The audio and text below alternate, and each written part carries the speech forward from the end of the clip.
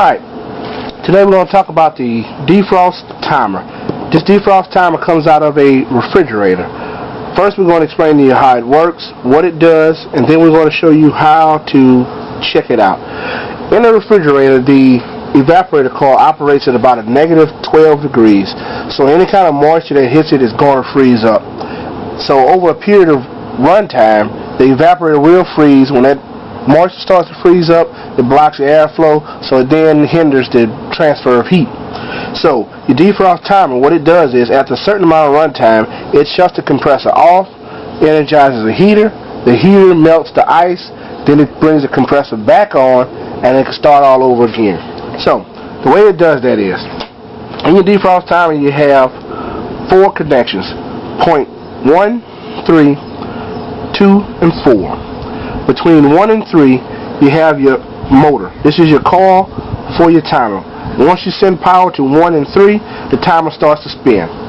It stays connected from 1 to 4, and it could vary. Could be 6 hours, could be 8 hours, could be 10 hours of runtime. After a certain amount of runtime, it then switches from 1 to 4 when 4 goes to your compressor down to number 2. Now, it only stays at number 2 for about 20 minutes. That's just long enough to get the ice melted. Once the ice is melted, it flips back up 20 minutes later, back to number 4. Let's check that out. So here's the back of the timer. We have terminals 2, 1, 4, and 3. Now what we're going to do first is we're going to check these terminals 1 and 3. Now, on a lot of timers, all we're looking for is resistance. So we're just going to set your meter to the ohm setting and look for resistance. It's going to be thousands of ohms, so you'd have to set it up a pretty high scale if you don't have an auto ranging meter. But this motor has a capacitor in series with the windings. So what we're going to have to do now is take our motor. We're actually going to have to set it to microfarads. So I'm going to take it and hook up to terminal number 1.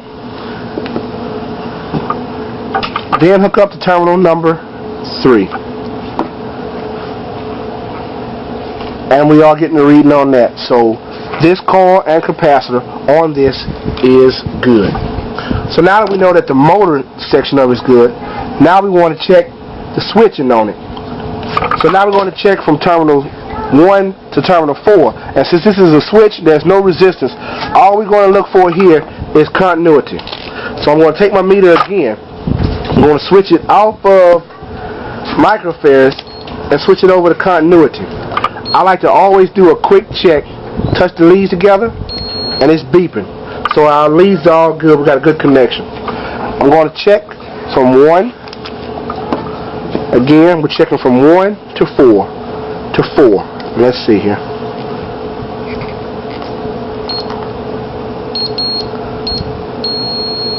So from 1 to 4 is good.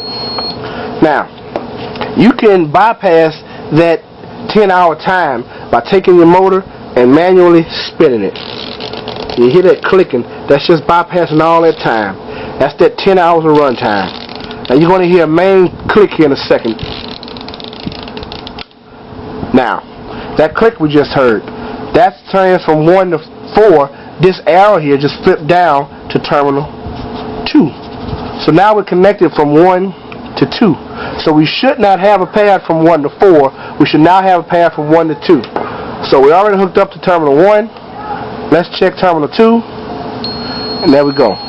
So now that's the defrost mode.